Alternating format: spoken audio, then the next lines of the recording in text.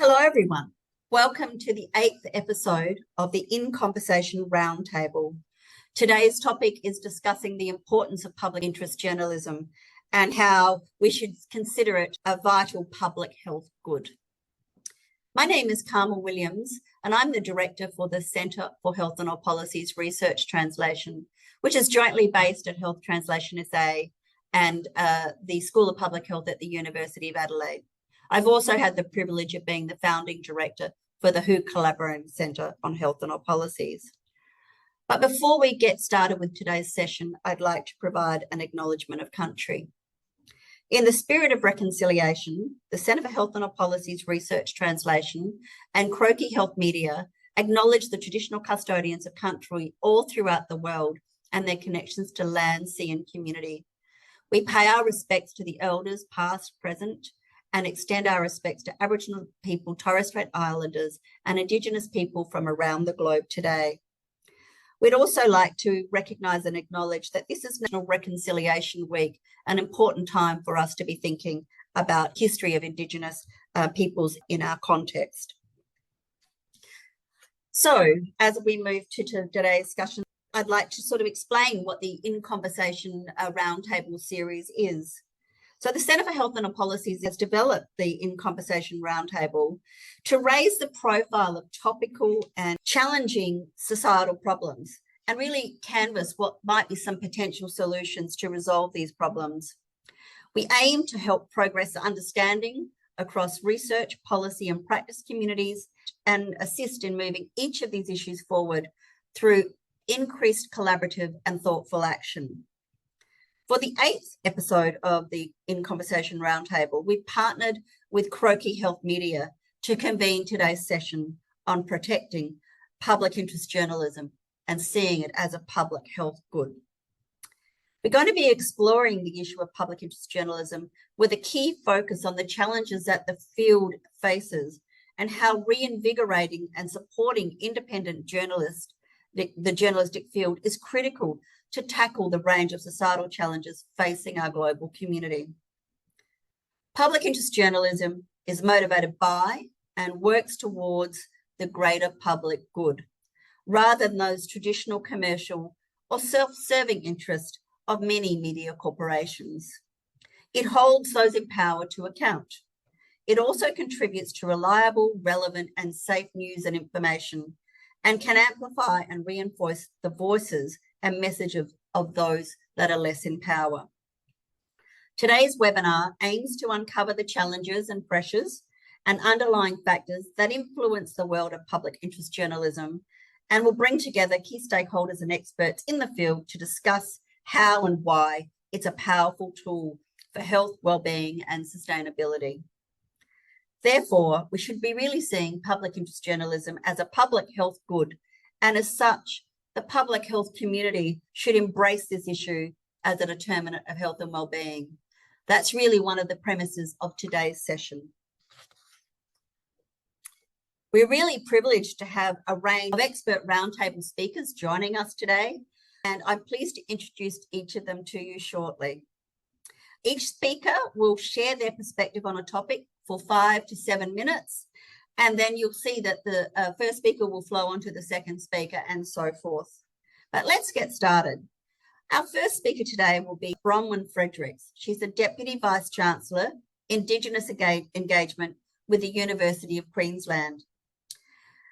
Bronwyn is an Indigenous Australian academic and administrator. Her scholarship extends across education, health, community development and policy, with a focus on work relevant to Aboriginal and Torres Strait Islander peoples using participatory and community-led processes. Welcome, Bronwyn. And then followed by Norman Swan. Norman is the co-host of the Health Report and a reporter for the ABC, and many of us will have had the great pleasure in listening to Norman's reports over the years.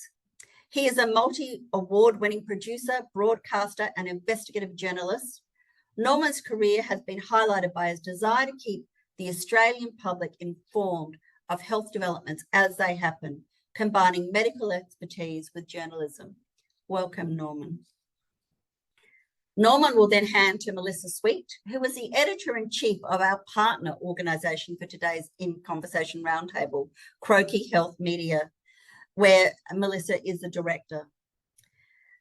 Croakey Health Media is a not-for-profit public interest journalism organisation and specialises in covering public health matters with a particular focus on underserved areas and issues. With a comprehensive background in journalism and media, she is passionate about public interest journalism. And today's final speaker, but also equally important, will be Alex Cramb. And he is the newly appointed CEO of Public Interest Journalism Initiative. Alex has had an extensive career in politics and media and is intimately familiar with corporate and governmental communications. He is dedicated to supporting public interest journalism, ensuring its sustainability. You can see we've got a wealth of experience of speakers with us today. And today I will then be public interest journalism's session rapporteur, providing summary points, trying to capture the gems of wisdom from our speakers. There will be a time for us to have questions from the field, so please put questions in the chat. And I think I'd really like to set the scene by inviting Bronwyn to start today's conversation. Over to you, Bronwyn. Thank you, Carmel, for introducing me and the warm welcome, and the Centre for Health in All Policies Research Translation for the opportunity for me to speak, and also for the opportunity for Croakey to partner in the discussion this afternoon or today. I do want to say I'm also a board member of Croakey, so I wanted to put that up front. For those who don't know, Croakey Health Media is a not-for-profit public interest journalism with a focus on health equity and wider determinants of health. We're a collaborative project between First Nations and non-Indigenous directors and members, and also interested parties out there. Croakey is funded through a variety of revenue streams, and we're really grateful for those organisations and the individuals that support our work, whether as Croakey funding consortium members or using the Croakey Conference News Service or other types of Croakey professional services. I've been a contributor to Croakey for many years and then joined the board and have been co-chair since 2023 and now the chair.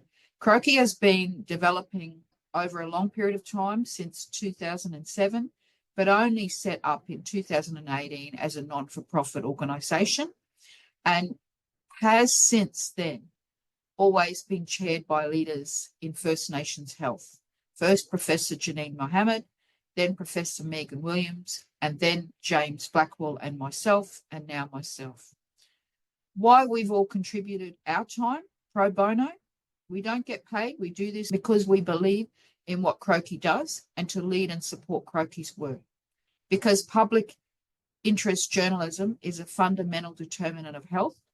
And I'm not talking here about corporate media like News Corp or Sky News or any other bigger entities. I'm talking about the professional practice of public interest journalism, which is about ensuring communities have the information they need to make decisions for their health and their lives. And it is also about holding decision makers and power holders to account. These roles of public interest journalism are more important than ever in this era where misinformation, disinformation, and conspiracy theories run rampant, and where telling lies has become the business as usual for many political players. In fact, over the last 12 months, we've seen people argue for the right to lie. In my own research into pandemic preparedness and responses, I've seen the impact of misinformation and disinformation and conspiracies on our communities' willingness to engage within the vaccination programs. Public interest journalism is different from other types of journalism because it values facts and evidence. It distinguishes between expertise and conspiracy theorists. It's not just a mouthpiece for vested political or commercial interests. It also holds the media to account. When you think of the media industry as one of the most or more important commercial determinants of health, we all know how misinformation and disinformation undermine the campaign for an Aboriginal and Torres Strait Islander voice to Parliament. The whole "if you don't know, vote no" campaign was a cynical slogan based on the back of an orchestrated campaign of disinformation that sowed division and distrust, just like we see with misinformation and disinformation more generally. It was hurtful and lots of untruths. The Uluru Statement speaks to the importance of truth-telling.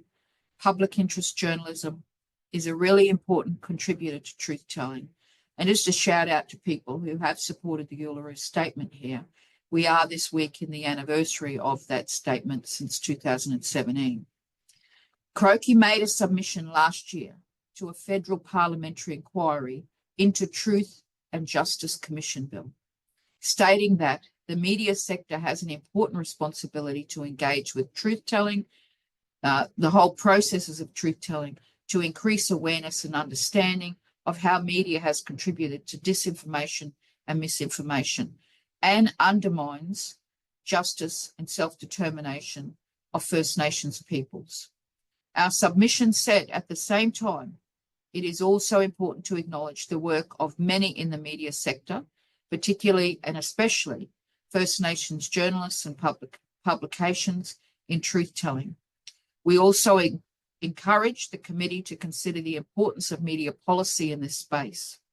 Australia needs to do much more to develop and support a more diverse and sustainable media landscape so that truth-telling can be supported by media at all levels, from local communities to state, territory, and national publications. Another reason that public health journalism is important for public health is its intersection with public health advocacy. Think of all the big gains in public health, and maybe you've all been involved in some of those too, whether it's been about seatbelts, whether it's tobacco control, or tackling drink driving. Media advocacy was critical in all of those areas for influencing community and political attitudes, sharing evidence, and creating change. I would really like to see public health leaders being a lot more active in their advocacy in addressing some of the structural determinants of health, like food and housing insecurity and poverty and racism. And I will say, since the Uluru Statement, since the Voice referendum, particularly within Australia, we've seen a decline in some of the advocacy work undertaken by the public health sector professionals, and there's been people abandoning some forms of social media platforms. If we move to the second slide, this submission represents, and that's our submission I'm talking about now, us as a Croakey, represents our organisation.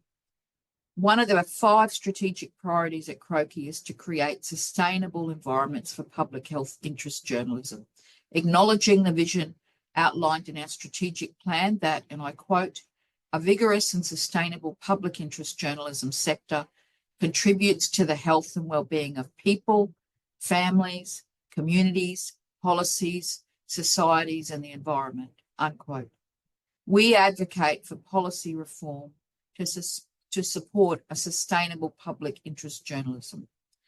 Our submission said, the instability and unreliability and hazardous state of our news and information systems in Australia and globally is a public health emergency that is undermining democracy, evidence-informed practice, and the safety, health, and well-being of communities. It's cited from the World Economic Forum and the Bulletin of the Atomic Scientists, warning that the increased proliferation of misinformation and disinformation is a threat for humanity, and that this will only increase as artificial intelligence becomes more pervasive. At Croakey, we argue for very strongly that supporting public interest journalism is a critical element of developing a more strategic and systemic response to misinformation and disinformation. Our submission noted that as far as we can tell, You know, we, Melissa Swede and the team look at across platforms all the time. Australia does not have a nationwide strategy to tackle misinformation and disinformation, involving actions across all portfolios and levels of government. This is a shocking gap in our national preparedness for addressing the many challenges facing Australia as a nation, as a member of the global community. Whether we are contemplating the next pandemic, climate disruption, efforts to achieve social and economic justice and self-determination for Aboriginal and Torres Strait Islander people, or diminishing social cohesion. In conclusion, in public health, it's very easy to get caught up in our silos and specific interest areas or fields. I want to encourage my colleagues here to look up and engage with public health interest or public interest journalism as an important determinant for the environment that shapes your work in all of our communities and the opportunities for everyone to be healthy and well. Melissa will talk more about some of that later and the specific calls for action in media policy. I now look forward to hearing from the other presentations and the discussion, and I'll hand it over to Norman Swan. Luke, thanks very much, and thanks to all of you for attending this meeting in such numbers. It's fantastic and a really important issue. I have no doubt that public interest journalism, public sector broadcasting, public sector journalism in general, is a determinant of health and well-being, maybe even a determinant of longevity. You could probably map long life expectancy and healthy lifespan to countries which do have public sector broadcasters and a healthy public sector journalism sector. And of course, that overlaps now. I mean, the ABC, for example, and SBS have almost as much output in text as they do in electronic journalism, television, radio, podcasting. And you could argue that we start to look like newspapers, albeit electronic newspapers, as much as we do what we have done traditionally, which is broadcast audio and vision. So I was just thinking about how to approach this conversation, because there are points of tension and there are points of liberation here as well when it comes to the role of journalism, particularly public interest journalism, and the health of the community. Because I think it's never been a harder task than it is now. I did a story for 7:30 last week, which was on deepfake health scams, where it's not a very good deepfake, but that's one we created at the ABC of me, introducing the segment, and then I came in to show that wasn't me.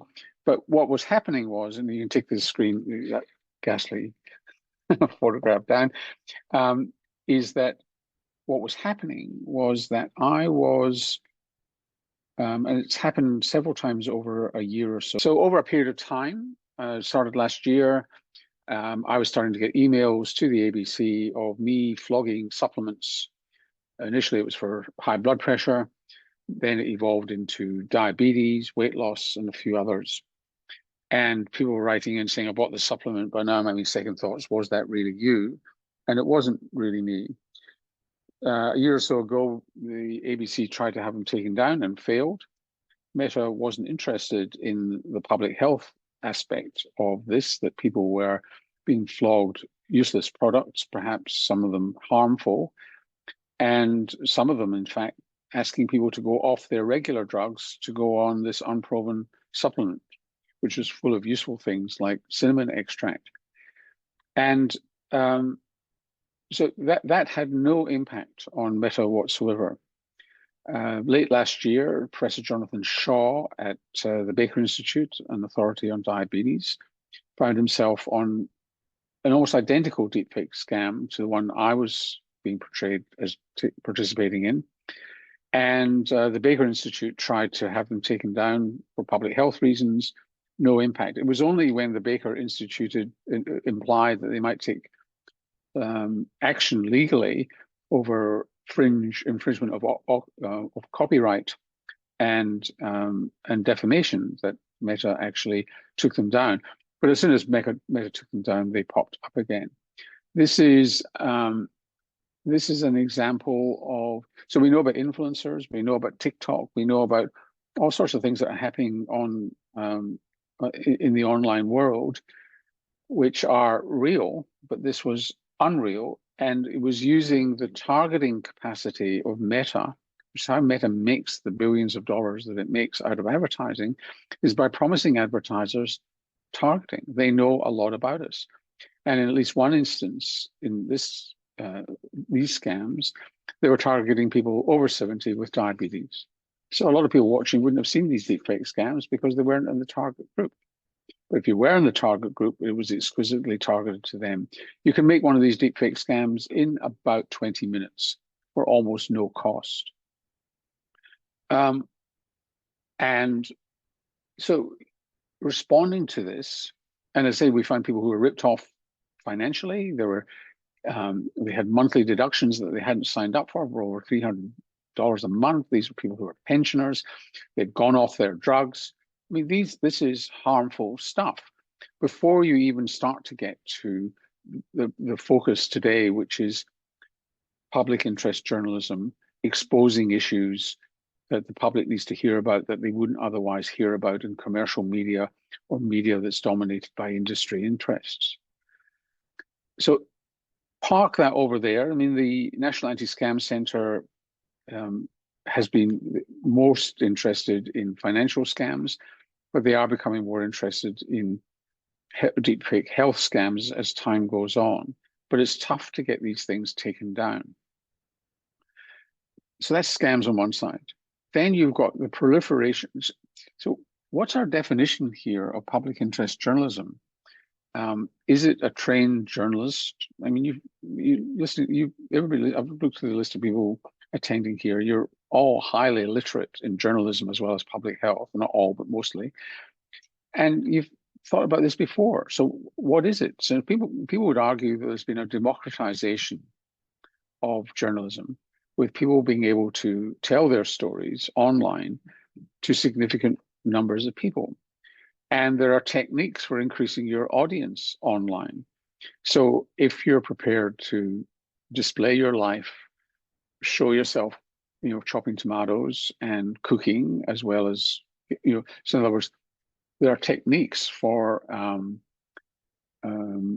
conveying that message. I mean, my co-host on the Health Report, Priya Alexander, has 91,000 followers on Instagram. And she quite nakedly uses the techniques of gathering audience for one purpose only, which is communicating public health messages that you wouldn't otherwise hear elsewhere.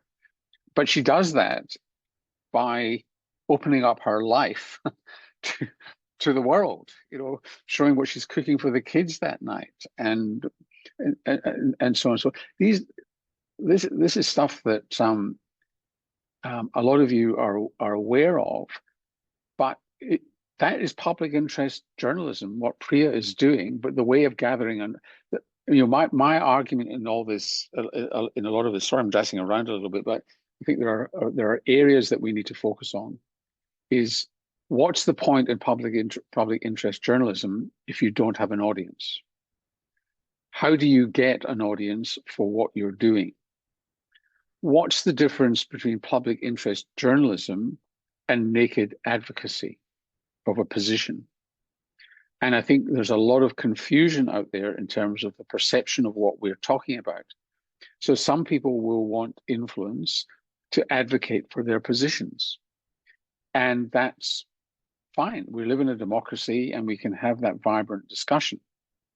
But public interest journalism is using the techniques of storytelling, investigation, gathering facts and evidence, putting it together into a story that people will understand.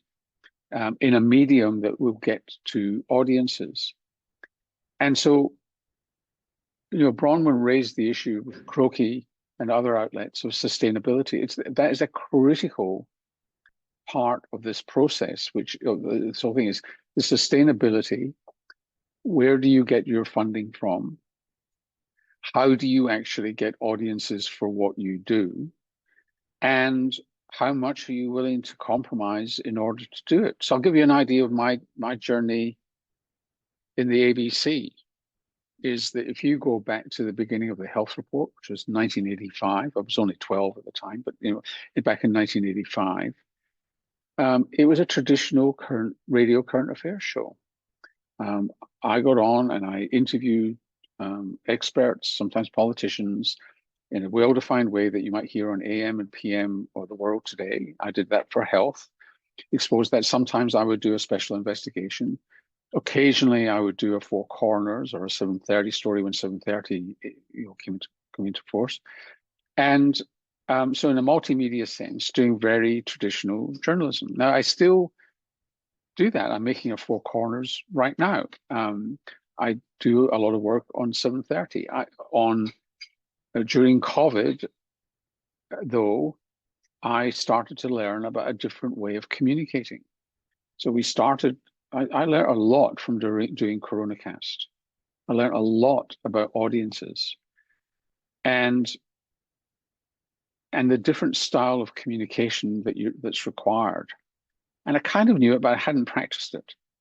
So this was about using what people want. Now, by the way, people think this is just for millennials or Gen X or Gen Z or whatever. It's not. It seems to be a general trend towards the community, regardless of age, wanting a different style of communication. So it's relaxed, it's accessible, it's representative. You can't say that a white man and a white woman from Sydney and a woman from Brisbane represent the community, but trying to have a conversation and in a conversational sense, put over hard information. And the audience liked it and became huge, 3 million downloads a month for CoronaCast at its peak. And we've translated that to the health report. So the health report now is a 1-hour show. It's got 2 presenters. It's conversational. We don't write scripts anymore into pieces, but we still have interviews, which we like to think are the only place you're going to hear interviews like that on important issues, and it's evidence-based. And the audience is growing, the online audience and the other audience. But we're lucky. We're in a large broadcaster with big audiences and growing audiences in aggregate when you look at online, as well as the traditional what we call linear outlets. So I think I've got no doubt that it's an easy argument to make that public interest journalism is one of the determinants of healthy lifespan, amongst other things, because we are giving information to ordinary people that they won't necessarily get from anywhere else, that might be just in the past the purview of the medical profession, with trust, attached to trust, will improve the decision making that people make and the direction that they take for themselves and their families. There's not an instant of doubt. What we have to address is diversity of public interest journalism that's capturing. I don't think I capture on the health report First Nations health as well as I should.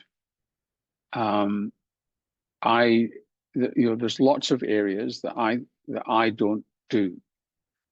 Well, I do them, but I don't do them with the depth that they necessarily deserve. And that means you need diversity in the marketplace. And that diversity is well served by organizations like Croakey.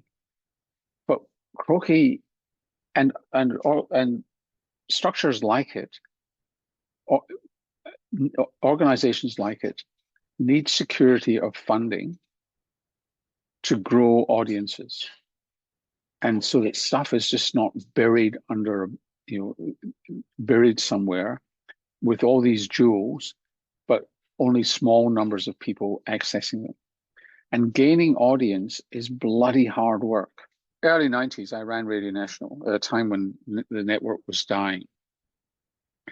And I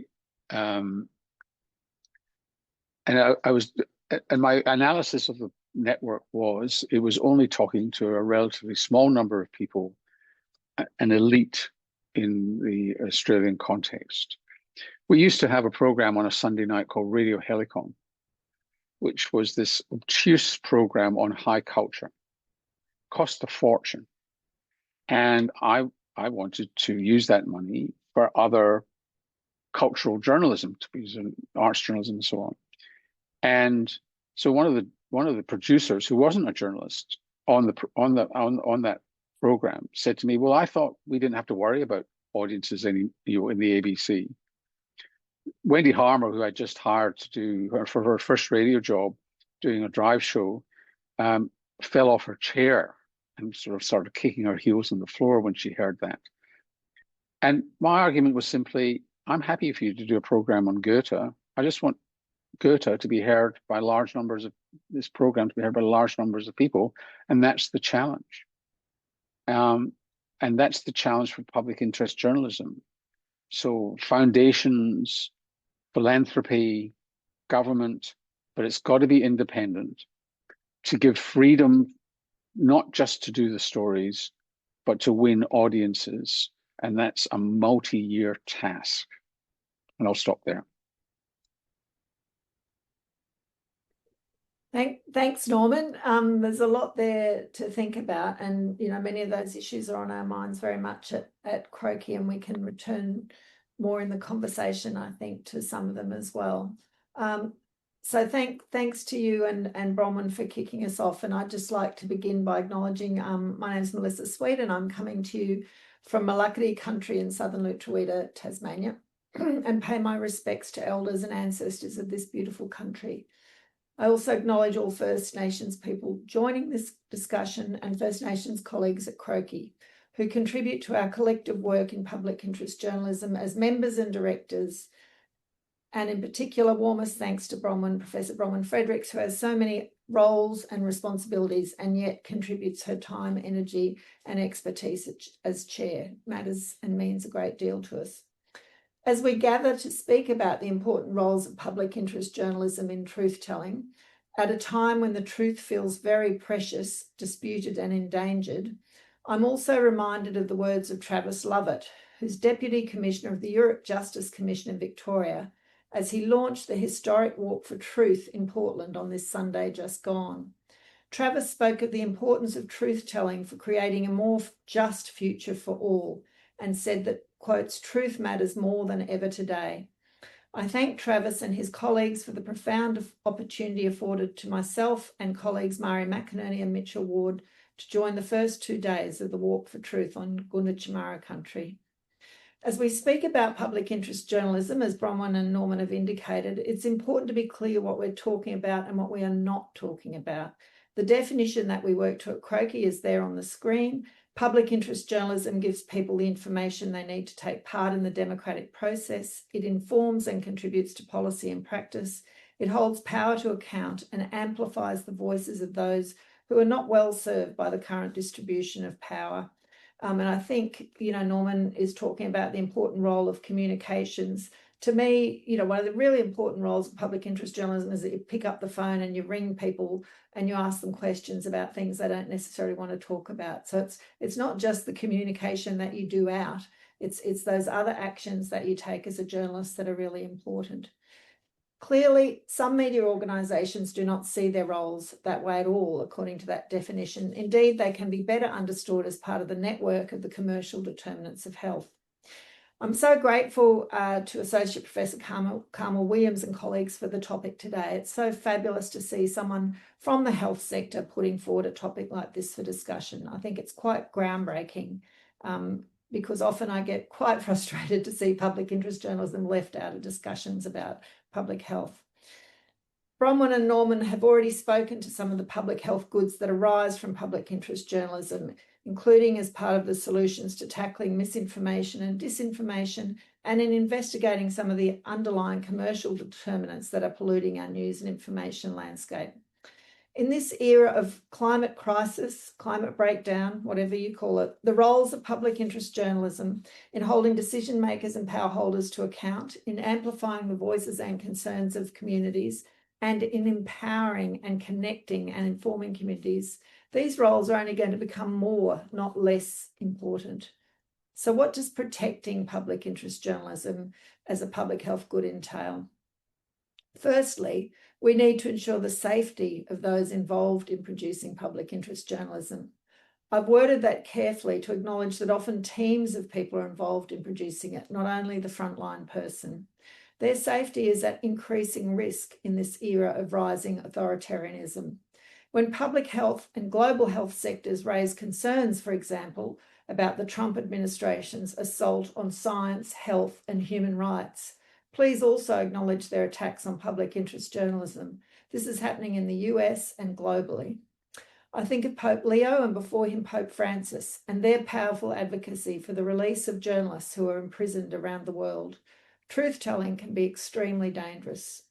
According to the Committee to Protect Journalists, more journalists were killed in 2024 than in any other year since the committee began collecting data more than 30 years ago. At least 124 journalists and media workers were killed last year, nearly 2/3 of them Palestinians killed by Israel. And since that report was published, many more have been killed. I also note a European Union statement marking World Press Freedom Day earlier this month. It said, "We are increasingly concerned by the growing threats to journalists and other media professionals, including online and offline intimidation and attacks, arbitrary detention, legal persecution, and transnational repression, all aimed at silencing their work. Emerging technologies, including artificial intelligence, can intensify these risks by enabling pervasive surveillance and targeted harassment. Across the world, free and independent media need urgent and decisive support. Without their survival, democracy falters, along with the safety, security, and freedom of citizens." Now to a second call to action for protecting public interest journalism. We need, as Norman was mentioning, we need to ensure that our work is economically sustainable. Clearly, that is not the case now, as judged by journalism job losses, the contraction of newsrooms, and the emergence of news deserts. And I know Alex will speak more about that. Governments have an important role here, but wider society does too. The health sector collectively spends a small fortune on public relations and communications. If only a fraction of that was spent on supporting independent media and on supporting new and emerging models of public interest journalism. And I echo Bronwyn's comments earlier. You know, we're very grateful at Croakey to those organisations that do support our work in various ways, but I have to say you are way ahead of the curve. You know, you're a minority, you know, leading in the sector. Croakey is proud to be a member of the Local and Independent News Association. At the recent LENA Summit, we heard many examples of small fledgling organisations working hard to provide news services to their communities, often on a shoestring budget or reliant on volunteers. The health sector has a real interest in supporting these entities. Protecting public interest journalism also means that those of us in the field need to do some work on ourselves.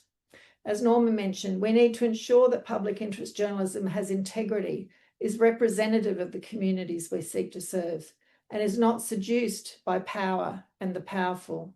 Our work should be about providing a public service to those in greatest need of better policies, better environments, better living conditions, better futures. Finally, it's important that when we think of protecting public interest journalism, we take a systems approach. Public interest journalism does not stand alone. We're part of wider systems that contribute to informed communities and accountability. These include civil society, whistleblowers, community advocates, academics, and activists. In Australia and globally, we are seeing crackdown on many of these roles.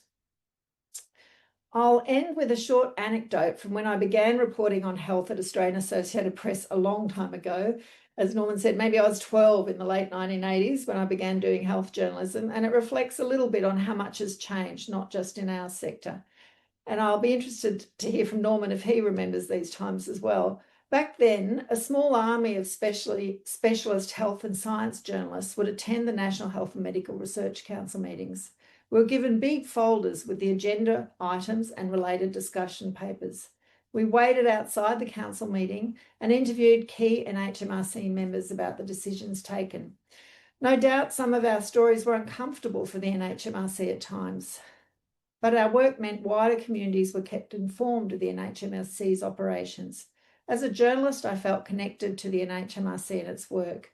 Various council members then also had relationships, professional relationships with individual journalists that led to ongoing coverage of public interest matters. I told that story to someone recently. They were just completely shocked. They could not believe that was ever the case, that there were so many journalists covering health and science, and that they would actually attend NHMRC meetings and be invited in. So I'm not sure when those arrangements changed with the NHMRC, but I can tell you that over following decades, journalists' access to policymakers has been increasingly restricted. When governments, agencies and organisations are so intent on controlling the message, on minimising authentic engagement and relationships, there is a cost. And the health sector has been part of this wider trend to centralise command and control communications models. So protecting public interest journalism as a public health good also requires wider structures and systems to consider their roles and responsibilities in this space. Thank you so much, and it's now my great pleasure to hand over to Alex Cramb.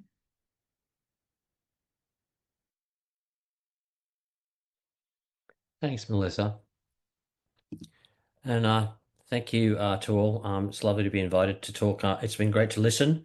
My name is Alex Cramb. I'm the CEO of the Public Interest Journalism Initiative. We were for a long time a research organisation which was basically measuring the extent and impact of public interest journalism, and along the way discovered that it was contracting, as I think all of the speakers before me have pointed out. Before I go on, I would also like to acknowledge that I am speaking to you from Gurunaka country down in South Gippsland, and I would like to acknowledge and pay my respects to elders past, present and emerging. It's a great pleasure to be able to be involved in conversations that impact and affect all levels of our community, and in particular the Indigenous community. As I said before, PIDGI for a long time was a research organisation, and we did a lot of counting. We looked at the scope and extent of journalism across the country, and what we found was, in particular, over the past 5 years, and that was accelerated through COVID, that we've seen a significant contraction. And that has particularly impacted regional and remote areas, and within those areas, smaller components of our community. According to our research over that time, we've seen a net loss of around 150, actually it's gone up a bit, it's about 150 to 160 news outlets. And again, regional and remote Australia has been disproportionately affected, accounting for about 61% of all changes. And that's despite only 28% of Australians living outside metropolitan areas. And as Norman said, there's lots of versions of public interest journalism, especially these days, if you take into consideration Facebook and TikTok and Instagram and whatnot. But gaining audience is difficult, and it's especially difficult if you're trying to gain audiences outside of the metropolitan areas where there are fewer and fewer outlets and means of reaching people who perhaps need to avail themselves of important, especially health information. We've seen more outlets closed in those regional areas than anywhere else. And most importantly, when those largely print outlets close, we've seen fewer shifts in those areas from print to digital compared to metropolitan areas. So what we're seeing is basically the creation of news deserts. And we've seen as a result of that, some local government areas lacking any print, digital, or radio news outlets whatsoever. The contraction is linked to a number of factors, in particular declining advertising revenue, and that's accompanied the rise of digital platforms, which have dominated advertising markets. And of course, as has been mentioned before, the drying up of funding sources, and in particular, most recently from funds that were coming from the tech giants under the News Bargaining Code. Why is it important? Everyone has mentioned before that we need to have credible, accountable, and diverse voices in our media landscape. As those shrink, the outlets and the means for public interest journalism to get to those audiences that need them most diminishes.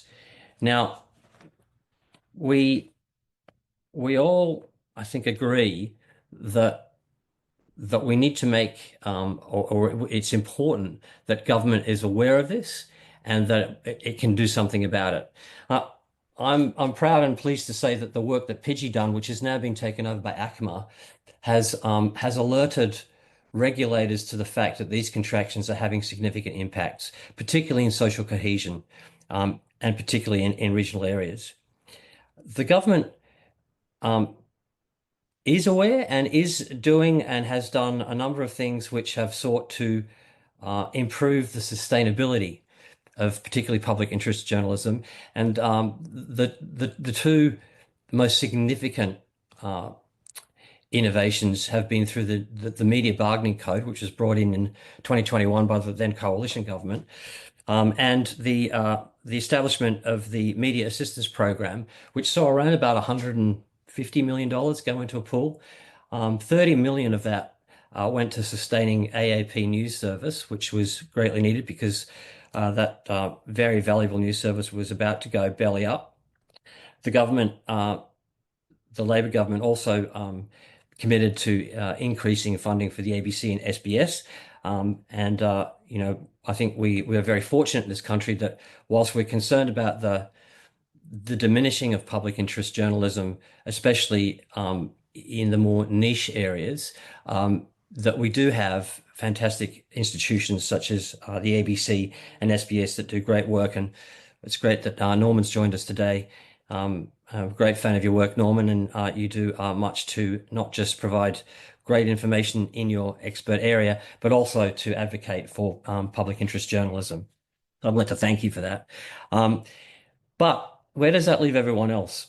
The Media Bargaining Code has been criticised in the past for being rather opaque. It lacks transparency, and it depended on the players, the tech giants and the news outlets to negotiate in good faith in a rather opaque way. The mechanism behind that was that if a tech giant decided they didn't want to play ball and they walked away from the table, then there were penalties that could be imposed if that organization was designated a bad actor, if you like. It was criticized for not being strong enough, for being a little bit too vague, and the Labor government, the Labor government at the time committed to strengthening that code. It was encouraging through the election that all sides of government had committed to strengthening that code. What that looks like in the new Parliament remains to be seen. But one thing is certain, that we need to ensure that that code is far more transparent than it ever was. There is talk of strengthening that with some new legislation, which would increase the penalties and would, if you like, strong arm some of the companies into returning to the table. As we all know, Meta got up and walked away, and that's left a huge hole in the funding of media outlets. The other innovation was the assistance program, and again, lots of money has gone into that. And whilst I think those are essential and well-meaning and well-intended, I think the reality of it is that a lot of the money has gone to the larger players and not to some of those smaller players like Croakey who need it most. I think it's critical that major players in the media landscape are compensated for their extensive content, but the code must also better cover smaller independent and regional publishers. They're the ones that risk being left behind in negotiations.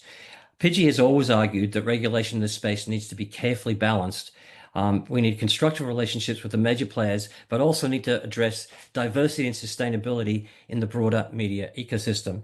And as Norman said before, it's not just about government funding. We need to look at philanthropy. We need to look at alternative funding sources. And I think overall, we need a much better understanding, not so much about what is public interest journalism or why it is important. I think we can clearly establish, and probably have already done so, the merits of those.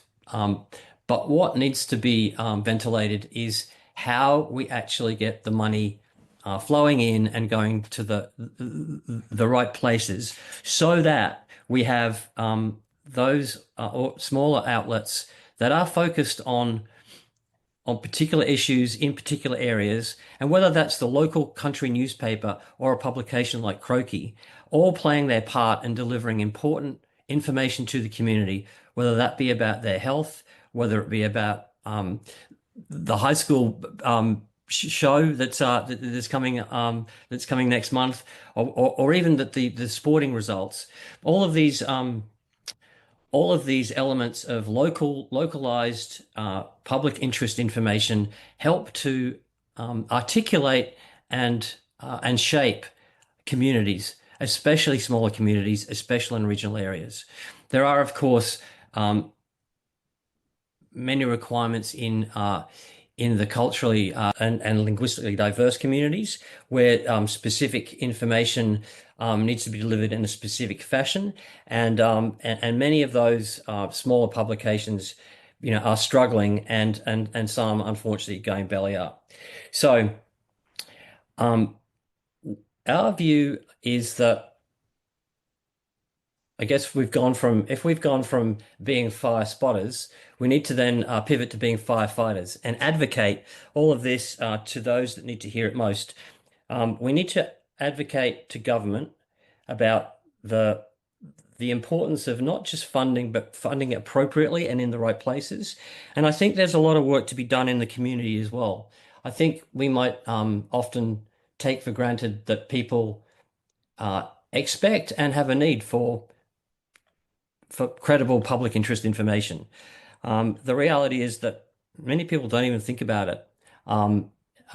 They consume what is placed in front of them, and should that be regulated or not? I mean, we live in a democracy. Everyone's entitled to say what they want to say, but diversity is key.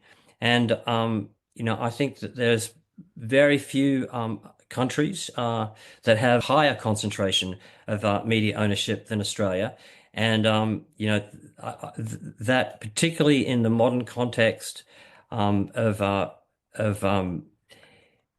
the digital environment, places a lot of people in communities at a greater risk of being fed misinformation and disinformation, which in a public health sense, is a life and death issue. It does, as Norman mentioned, I think it does robust public interest journalism can contribute to longevity. It can contribute to well-being of communities, and most importantly, social cohesion. So there are lots of questions, not I think too many definitive answers. There's some positive noises coming out of government, but where that goes in the next parliament remains to be seen. And I think that it's incumbent, I guess, on this community to make sure that we work together to advocate with a clear voice the needs and requirements that we see to ensure that public interest journalism is sustainable, and that sustainable industry contributes to a greater and more positive public health situation. I think I'll leave it there. Thanks so much to all of you. What great kind of insights. I became quite enthralled with all of the conversations, and have lots of questions. So I think what we'll do now is we'll throw and open up the discussion to questions. If you in the audience have questions, please put them in the chat, and we'll, if time allows, certainly try to get through a number of them. But I'll start with the questions by opening the discussion. I think all of you really spoke incredibly passionately about the challenges that are really facing the important role that public interest journalism plays in our society, but there's so many systemic and structural challenges facing it. I guess, Alex, you touched on this a little bit, but I'm wondering whether the others have some insights around what steps do we need to take to really address these challenges. I'd like to open that to all of the panelists to hear what you think we can do to actually try to address these really very difficult barriers to actually having a thriving, diverse, and sustainable funded public interest journalism sector. Who would like to open and respond to that? If no one offers, I'll throw to somebody. I think the existing broadcasters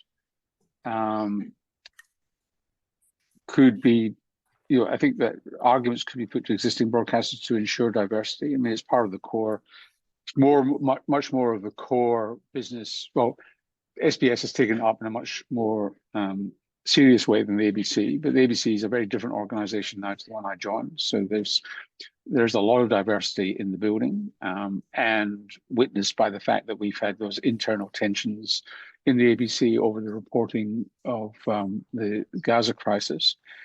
But and we have had a long-standing commitment to First Nations broadcasting. People would argue it has to be more than that, which is fine. But I do think that you've got existing big broadcasters with big audiences, and cementing their commitment to bringing in cadets and trainees from diverse backgrounds, training them up. And I mean, what we have now in the ABC is the biggest science and health unit, one of the biggest science and health units in the world, actually. We have a lot of people internally, and it is actually reasonably diverse. Could be better. SBS less so. The Nine organization it's not as strong as when Melissa and I started, where the Age and the Sydney Morning Herald separately had very large science and health units. Now it's much smaller, and as indicated by Alex's data there, it has shrunk, but it's still a reasonable size. But they could be encouraged to do more for diverse audiences, and the capacity is there to actually develop those audiences. So that's the first thing: is big broadcasters. I do think there is a role for the audience here, which, looking through the people that I know who are in the audience, and interested people within the media, organizations such as Alex's and Croakey, to come together to create a foundation. I don't know whether Melissa's given Melissa's unbounding energy, she's probably tried this in the past, but I think that a foundation for public interest journalism in the public health sector that would be independent, that would have a good corpus of money for training, for development of outlets, for audience building. It would have to have a charter and so on, and go out to philanthropy to create that. I know there have been various high net worth individuals who've done that to some extent, but they've tended to fall over because of, I mean, you just have to look at Bezos and the Washington Post. Started off with, sunlight, or I can't remember what the slogan is, sunlight is the best solution for democracy, to that effect. But, when you've got somebody who is clearly vested in the system, it tends to fall apart, and the Washington Post is in a bit of crisis. So an independent foundation, I think, is one way to go, so that you've got security of funding, and success will breed more investment in that area. I'm not being naive about the difficulty there, but if the proposition is strong enough, I think it has to start with a community of intent, pragmatism, and a strong sense of purpose.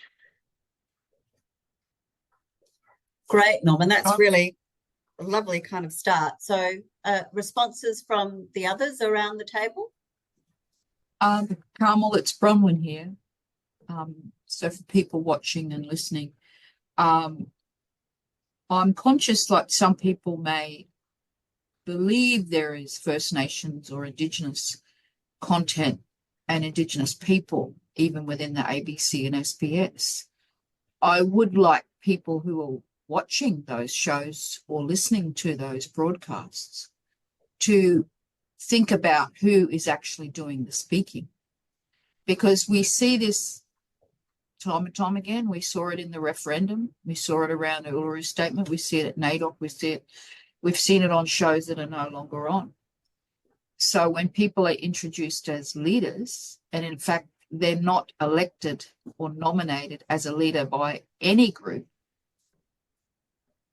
who are they leading? And so we saw that in the referendum. We see that in other instances that impact on health as well. So if they're constantly inviting the same people to come on and you're getting that view, I'll say people can have an opinion, but opinions are not facts. People aren't entitled to their own facts in terms of what is fact and what's not fact. And so, you know, many times I see people casting opinions, and this in the public health space. It is opinion of one individual. It's not from a rep body. It's not from an Aboriginal community controlled health service or NUTSHO or any land council or any nominated group. It's one individual who has given a position sometimes to sway millions of people. Mm. All right. So I want people to think about that. And we saw that in regards to, there was a question there that talks about the yes and no side. Sometimes you've got to think about, is there actually two sides, really? Because you can have an opinion, but as I said again, you know, you're entitled, everybody's entitled to opinion, but people aren't entitled to have alternative facts that actually aren't based on any real evidence or anything. Mm. And so that's problematic, particularly when it undermines an agenda for public health and health and well-being of people. Thanks, Bronwyn. That's really insightful. I saw that. I'm going to use the referendum as an example, but we saw people trying to quote law, have no law degrees, no expertise in law, just is public opinion. It's an opinion around even about basic constitutional process that is in our legislation. And we see the same thing in regards to health matters, that people can have an opinion, but some things run counter to actually even what's in legislation or what we know through the evidence. They may have a what if. It might be one individual case out of thousands, hundreds of thousands that's an abnormality, but it doesn't make it real. It doesn't make it so for everybody. Yeah, I just wanted to say. So I think there's a bit of a literacy of thinking, how do we get people to be more critical thinkers around issues? Right, that's really good idea. To question the speaking point or where people are getting the information. But if I might add, just support Bronwyn on that. I mean, what sits behind that is not just, well, two things: the selection of people to train as public interest journalists and the training process itself. And regardless of which community that you are reporting to on your public interest journalism, the criteria for selection of who's talking with what credibility is almost the first step in the process after you've decided on what story you want to tell. So I think if you were to gather a corpus of money together, a lot of thought has got to be given to training. Right. That's an important point. I attended the LENA workshops a little while ago, and there was a session on training, and there was a common view amongst many of us who did their cadetships back in the dark ages. I did mine when I was 12 as well. And back in those days, there were huge newsrooms staffed probably, whether you were at The Age or the Sydney Morning Herald or the Sun at the day, there were large newsrooms. There were journalists, there were photographers, there were sub-editors, there were experts in various fields, there were health reporters and legal reporters. And as a young cadet, you absorbed almost by osmosis the good, the bad, and sometimes the ugly, but mostly the good from people who were very experienced. These days, with shrinking newsrooms, with fewer and fewer jobs, with younger journalists being thrown into having to fast file for the internet, write for the 5 o'clock deadline, and perhaps even do a podcast later on.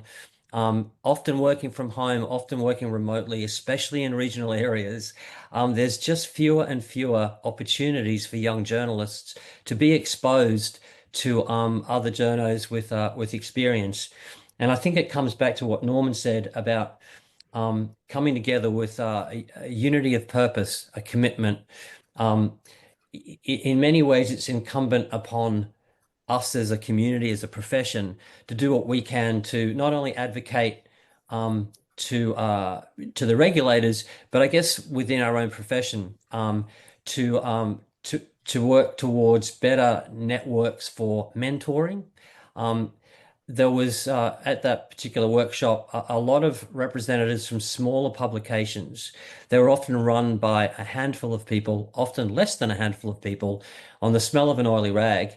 And they just frankly didn't have the resources, the time, or the equipment to actually provide the mentoring that a lot of their the young graduates needed to get the experience and hopefully learn enough to learn that journalism is an exciting, worthwhile, and very valuable profession, and plays a very important part, especially in public interest journalism, in all of the things that we've talked about. So I think this is a discussion that's really important and one that we can all contribute to in some way. What that looks like, I don't know, but I think it begins with discussions like this.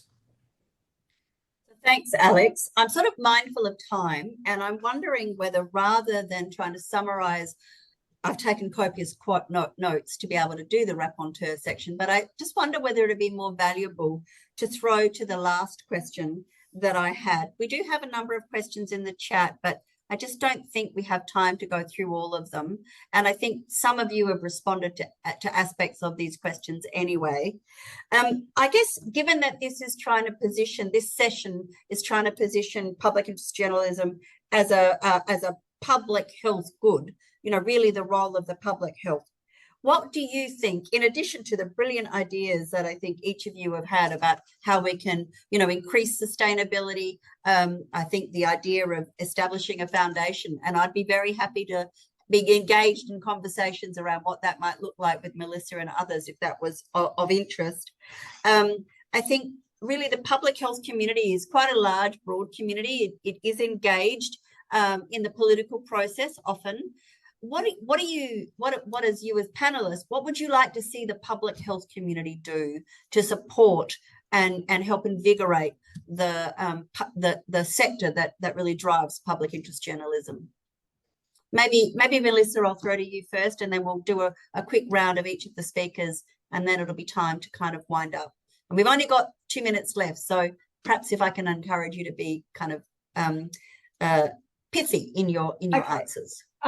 First of all, think of public interest journalism, in your work, in your research or advocacy, particularly building it into research, considering it as a determinant of health. I mean, it's great. Norman, said, yes, of course it is. But you do read, for example, the recent WHO report on addressing health equity, which mentioned the importance of addressing misinformation, disinformation, not a single mention of public interest journalism in there.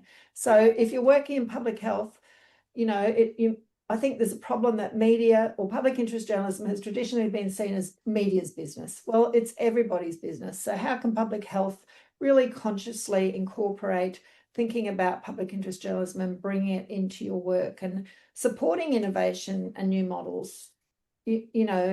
the landscape we have now does not have to be the landscape we have in the future. You know, so how do we create a more fit for purpose media landscape as we confront these massive challenges? Thank you. Perhaps Bronwyn and then Norman and Alex. I truly think, and I'll reiterate what I said earlier about we've got to, public health professionals, practitioners need to speak up and advocate more fully in all the domains with the mediums they have. Yes, research articles, refereed articles are good, or an individual, interview on Radio National or something, but there's also the translation through other forms, which includes public interest journalism. And here in my role in the university, when people say, how can we get this message out to communities? The first thing I say is, what other forms of communication? Where's your communication strategy about your stages of your work and what you're doing then and the outcomes of it? And for people to start looking at it as in knowledge translation, whether it's evidence translation from research, whether it's about informing people because there's an issue around a particular health matter or broader health matter. So, yeah. Great. That's really, thank you. It's great to hear you talk about translation and knowledge. I want it to be practical. People need to be able to do, and people need to be more brave and courageous. As I said earlier, there's been a quietening of some of the voices, and that might not be apparent to some of us because we're working within a domain, but certainly is out on the ground. Right? There's a quietening down of some voices. Yeah. So we want to certainly reverse that if we can, and find structural ways to do that. Yeah. And I question, how could people be doing public health when they're not? Some people might think this is affronting, but how do you do public health or the new public health if you're not out there campaigning, and advocacy is part of what you do, and knowledge translation? And additionally, if you do not include Indigenous components where it's where it needs to be, where we need to be, where Indigenous people need to be included, mentioned, advocated for, just like everybody else. Because it is an oversight, and the closing the gap agenda, it'll be the next generation and the next one who will be still listening to the lack of progress on those reports. Yeah. Thank you. Just building on what Melissa and Bronwyn have both said, I think it's summed up in one word: courage. I like that. Thank you, Norman. That's insightful. I think the idea of being brave, I think many of us in the public health community often feel that we are focused on science or evidence, and that we don't engage in kind of the political process quite as much. And then there are subsets in the public health community that are very engaged, but I think we all need to be brave and take those steps forward. Thank you. Alex, I'll throw the last word to you before we go to Melissa to close. Okay, thank you, Bronwyn. Content. I think as public health professionals, the one thing that you have that any outlet is desperate for is content.